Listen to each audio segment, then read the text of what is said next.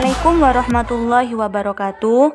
Saya Huzaimatul Fitriyah, perwakilan dari kelompok 1 yang beranggotakan saya sendiri, Surzatul Ghafiroh, Yanis Andini, Sayyidatun Nafisa, dan Ina Lestari Ningsih akan menjelaskan mengenai proses terjadinya Perang Dingin. Perang Dingin dimulai setelah berakhirnya Perang Dunia Kedua, yakni dengan kemenangan Amerika Serikat dan Uni Soviet. Karena keduanya sama-sama memiliki kekuatan yang besar, maka terjadilah persaingan di antara keduanya. Perang Dingin dimulai sejak berakhirnya Perang Dunia Kedua dengan kemenangan Amerika Serikat dan Uni Soviet. Karena keduanya sama-sama memiliki kekuatan yang besar, maka terjadilah persaingan di antara keduanya. Yang pertama, awal mula Perang Dingin terjadi setelah Jerman dibagi menjadi dua blok, yakni Jerman bagian Barat dan Jerman bagian Timur. Jerman bagian Timur dipimpin oleh Uni Soviet dan Jerman bagian Barat dipimpin oleh Amerika Serikat. Selanjutnya yang kedua, disusul dengan pembagian kota Berlin yang menjadi Berlin Barat dan Berlin Timur.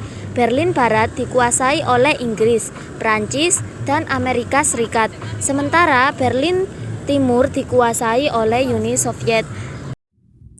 Selanjutnya nomor 3, hanya dalam waktu yang singkat pada tahun 1945 hingga 1948,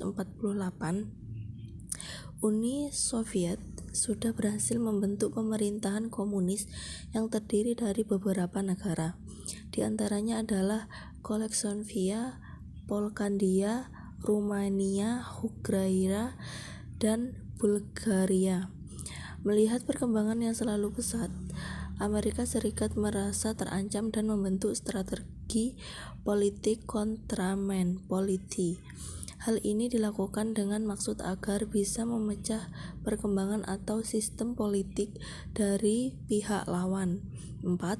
Dalam strategi politik yang dilakukan bisa berupa Marshall Plan, doktrin Truman yang bertujuan untuk menghambat jalur Uni Soviet menuju ke selatan yang akan mengancam negara-negara barat, dan konflik ideologi ini berkembang hingga ke Asia.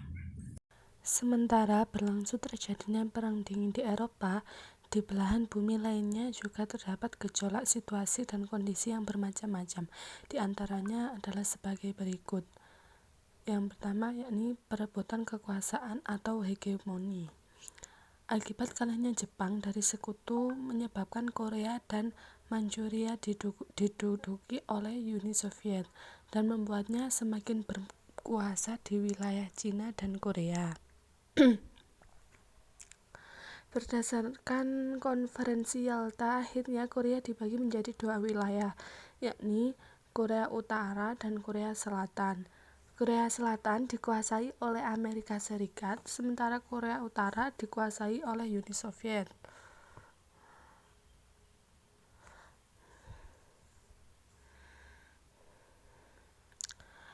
Dan menyebabkan perang saudara antar saudara.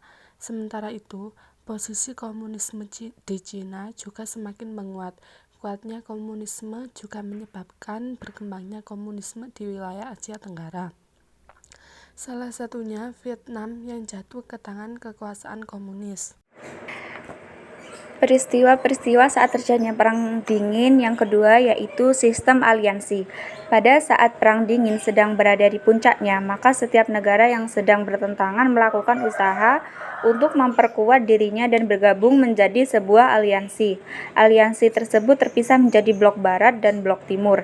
Aliansi blok Barat tergabung dalam NATO atau North Atlantic Treaty Organization yang terdiri dari Irlandia, Inggris, Kanada, Amerika Serikat, Belanda, Belgia, Denmark, Norwegia, Islandia, Luxembourg, Portugal, dan Prancis. Tujuan dari NATO ini adalah membendung kekuasaan komunis dari Eropa Utara hingga ke Yunani. Sedangkan pada blok Timur tergabung dalam Pakta Warsawa yang terbentuk pada tahun 1955. Negara yang tergabung ke dalam Pakta Warsawa antara lain adalah Hongaria, Bulgaria, Polandia, Rumania, Jerman Timur, dan Albania.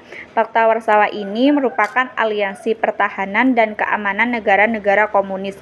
Adanya perang dingin yang berlangsung hingga beberapa tahun dan cukup lama mengakibatkan beberapa dampak besar di dunia, baik dalam bidang politik, ekonomi, sosial, dan militer.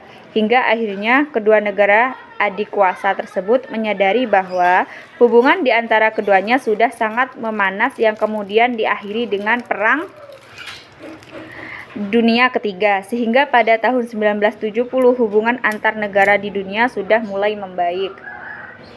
Sekian presentasi dari kelompok kami. Ada kurang lebihnya kami mohon maaf yang sebesar-besarnya. Akhirul kalam, wassalamualaikum warahmatullahi wabarakatuh.